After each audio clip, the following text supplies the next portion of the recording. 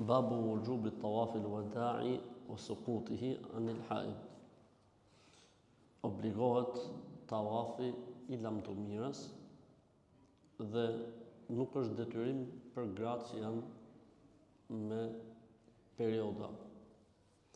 Pra mas I mbaron haxhiu para se me ikë nga Mekja, bën atë që quhet tawafi I lamtumirës. Pra me të e mbyll punën në Mekë. A mund bëj njeriu punë të tjera në Qabe apo në Mekë masi ka bërë tawafin e lamtumirës?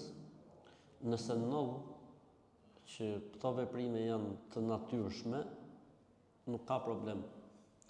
Ama nëse njeriu thotë po bëj tawafin e lamtumirës, pastaj po rri deri në darkët e pastaj në darkët udhtoj, nuk vlen. Pra tawafi I lamtumirës do të jetë gjëja e fundit që bëhet në Mekë. Përveç se nëse për shembull është diçka e natyrshme, do të dalësh morësh diçka që është aty afër. Rrugës në kthim mund të blesh diçka.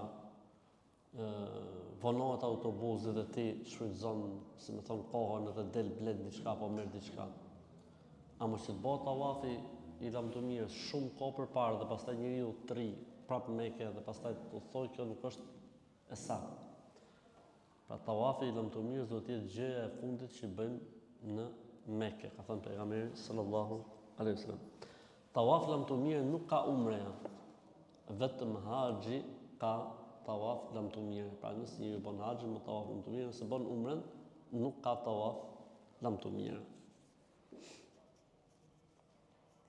Po mirë, nëse njerëzit kanë organizime dhe po nuk I bëni çik herët, grupet ngatrohen, njerëzit ngatrohen, atëherë shifet udhëzimi që jepet nga ata të cilët menaxhojnë situatën. Se ka dhe I gjë për shembull.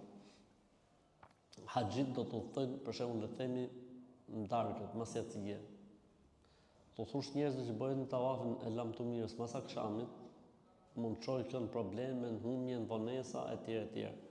Për këtë arsye ju thuhet njerëzve bëjnë tawafin mas ikindije, falni akşamin në Qabe bashkë me jacin për shembull bashkoheni ose pritni deri për jacin dhe ktheuni.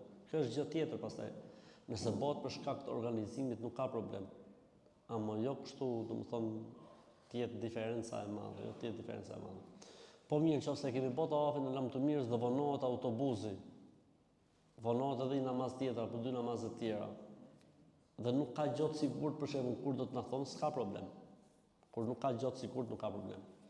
Po nëse ndryshon koha gjatë, për shembull sot ne kemi bërë tawafin e lamtumirës, na thanë do të udhtojmë nesër. A duhet ta përsërisim prap tawafin? Po duhet ta përsërisim prap tawafin e lamtumirës. An Ibn Abbas radhiyallahu anhu qal umira an-nasu an yakuna akhiru ahdihim bil bayti illa annahu khuffifa an al-ha'id.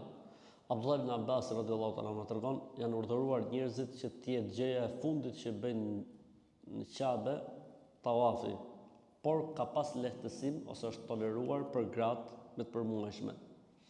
Pra nëse gruaja është me të përmuajshme, nuk rrit presi që të bëjë tawafin e lamtumirës, nuk e ka për obligim. Bie lehtësim prej Zotit xhel xhelalu. Argumenti do të vi më poshtë më I qartë. Nëna e besimtarëve, Aisha radhiyallahu ta'ala tregon, I thash pejgamberit sallallahu alaihi wasallam, o I dërguari I Allahut, Safia është me ato të vetat. Si t'ja bëjmë? Se pejgamberi sa ka thënë lëvizim, do të ikim të gjithë. Sa pejgamberi sallallahu alaihi wasallam, la'allaha tahbasuna alam takun tafat ma'akum faqalu bala qala fakhruji. Ajo do të bëhet sebeb që të ndalojnë të gjithë njerëzit, se po të ndalojnë gruaja e pejgamberit sallallahu alaihi wasallam, nëna besimtarë do të ndalojnë pejgamberin sallallahu alaihi wasallam, po të ndalojnë pejgamberin sallallahu alaihi wasallam, do të ndalojnë të gjithë njerëzit. Mirë, njerëzit u ishte dhënë urdhër me lëviz. Tha pejgamberi sallallahu alaihi wasallam, a nuk e ka bërë tawafin e haxhit? Than, po, e ka bërë. Tawafin e haxhit e ka bërë. Tha pejgamberi sallallahu alaihi wasallam, atëherë le të dalim. Le të dalim. Pra, ka përjashtim për këto raste. Gjithashtu hadithi Aishës radhiyallahu ta'ala anha tregon një njëjtën gjë.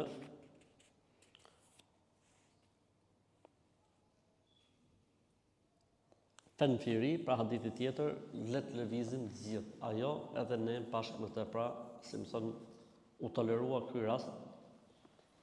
Kush nuk ka arrit do ta bëj tawafin e lamtumirës për motrave besimtare, ka tolerancë për të.